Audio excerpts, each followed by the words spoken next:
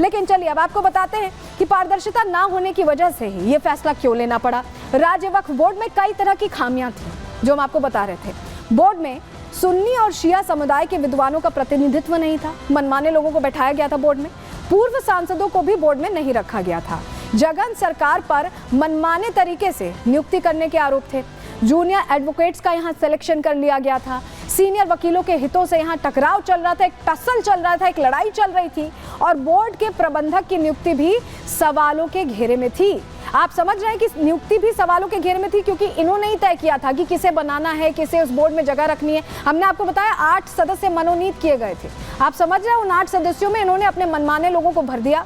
मार्च 2023 से वक्फ बोर्ड का काम पूरी तरह से ठप था। वक्फ बोर्ड का काम क्या होता है? संपत्तियों का मैनेजमेंट, बेहतर तरीके से रख रखाव, हर चीज प्रॉपर चलती रहे, ये काम होता है, लेकिन कोई काम नहीं हो रहा था। जगन मोहन सरकार ने ही तिरुपति में वहां पर अपने लोगों को टीटीडी में बैठाया था और ऐसे ही वक्फ बोर्ड में भी अपने मनमाने लोगों को बैठा दिया था। लेकिन आरपी सिंह जो बीजेपी नेता हैं वो सीधे सीधे कह रहे हैं कि अब जो नायडू ने स्टेप लिया है, यहाँ पर चंद्रबाबू नायडू ने ये क्लियर कर दिया कि वो भी वक्फ संशोधन बिल के पक्ष में ही हैं। सुनिए जरा।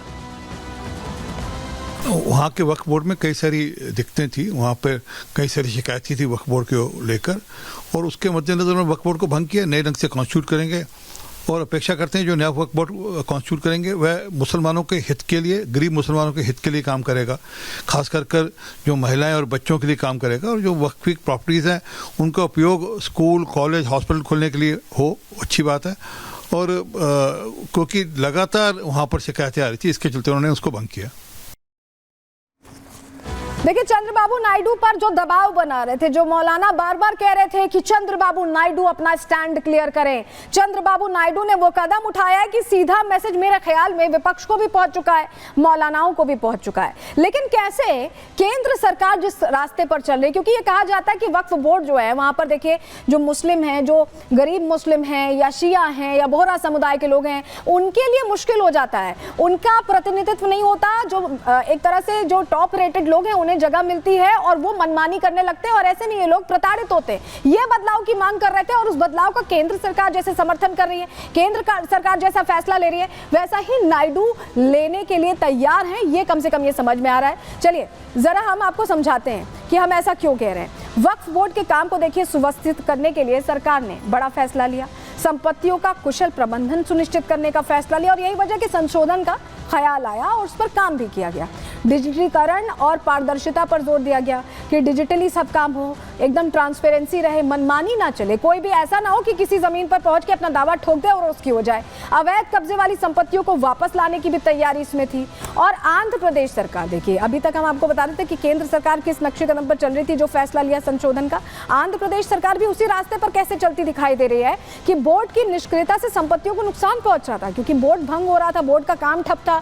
ऐसे में नई प्रक्रिया के तहत राज्य वक्फ बोर्ड का गठन किया जाएगा जिसमें कानूनी मापदंडों के आधार पर काम होगा, गठन भी उसी आधार पर होगा और नया बोर्ड बनाने तक राज्य सरकार कम से कम जो वक्फ की संपत्तियां हैं उनकी सुरक्षा भी करेगी, उनका मैनेजमेंट भी देखेगी, ऐसे में कोई गलती नहीं होगी, ये सुनिश्चित करना चाह रही है नायडू सरकार। और ये सब कुछ वैसा ही लग रहा है जैसा कि केंद्र सरकार के संशोधन बिल के तहत होना है, तो लग सब कुछ एक जैसा रहा और ये एक सीधा सीधा मैसेज भी है, इस सीधा सीधा मैसेज भी है। लेकिन आपको बताते हैं संसद में इसको लेकर, क्योंकि चर्चा जब इस पर होती है, जब भी वक्फ पर चर्चा होती है, आपने देखा होगा पिछले दिनों में कितने बयान वक्फ संशोधन बिल को लेकर आते रहे, कितना हो हल्ला होता रहा, हंगामा होता रहा, उसको नया एंगल देता यहाँ पर लोग दिखाई दिए। आपको याद होगा QR कोड तक दिए गए लोगों को, आम मुस्लिमों के बीच वो QR कोड यहाँ चुनावों के दौरान महाराष्ट्र में भी देखने को मिला कि कैसे स्कैनर लगाए जा रहे थे कि आप विरोध करिए, तमाम चीजें हो रही थी। लेकिन आपको बताएं अल्पसंख्यक जो मंत्री हैं वो खुद आए और उन्होंने क्लियर करने की कोशिश की, जितनी हवाओं में चर्चा चल रही थी उसे साफ करने की कोशिश सदन के अंदर की। वक्फ बोर्ड की 58,929 संपत्तियों पर अतिक्रमण है, ये अभी जानकारी हम आपको दे रहे हैं। सिर्फ कर्नाटक में ही अगर आपको हम बताएं तो 869 वक्फ संपत्तियां जिन पर अवैध कब्जा है, समझ रहे हैं आप।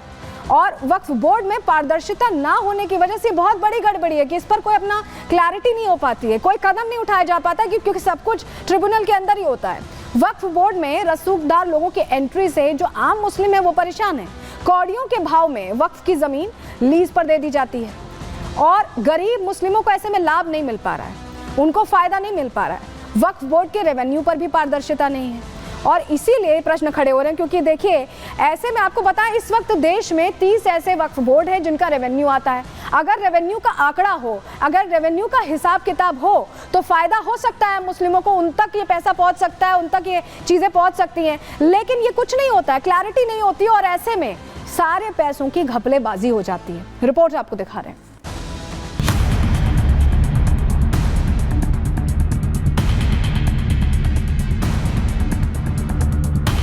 अगर चंद्रबाबू नायडू की बैसाखी न होती और उधर नीतीश कुमार की बैसाखी न होती तो बीजेपी गवर्नमेंट नहीं बना सकती।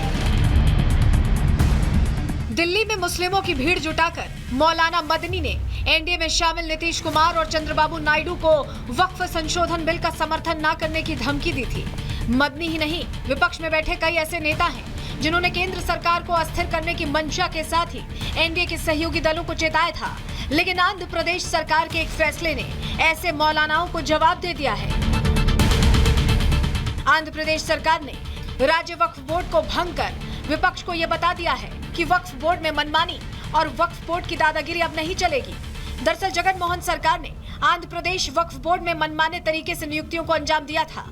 इन नियुक्तियों के खिलाफ कई याचिकाएं दायर की गईं, जिसके बाद हाईकोर्ट ने वक्फ बोर्ड अध्यक्ष चुनाव पर मार्च 2023 में रोक लगा दी।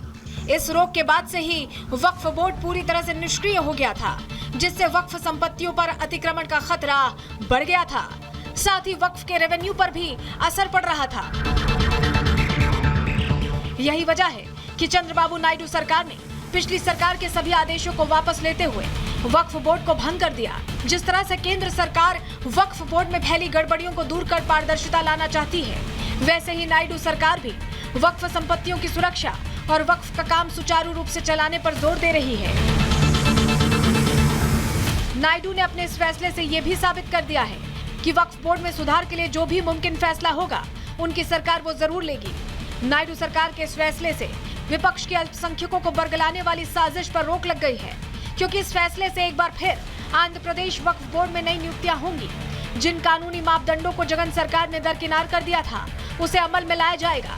साथ ही शिया और सुन्नी समुदाय के विद्वानों को प्रतिनिधित्व मिल सकेगा। Bureau report, Republic Bharat.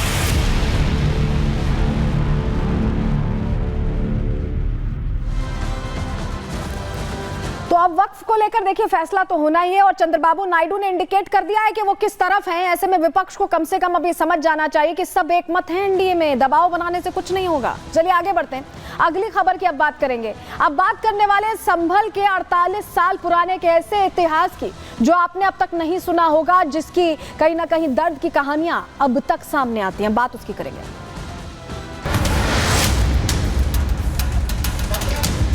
पश्चिमी उत्तर प्रदेश का संभल इलाका, 28 फरवरी 1976। वो तस्वीरें आज भी उन लोगों के जहन में कैद हैं, क्योंकि उस समय जब हिंसा फैली थी हत्या के आरोप के बाद, तो शहर भर में जमकर तांडव मचा था। मुस्लिम की मौत की अफवाह फैली, 10,000 की भीड़ इकट्ठा हो गई। 24 हिंदुओं को उन्होंने टायर से बांधकर जिंदा जला दिया। हिंदू मोहल्लों पे अटैक किया, प्रशासन का सहयोग कम था उस समय।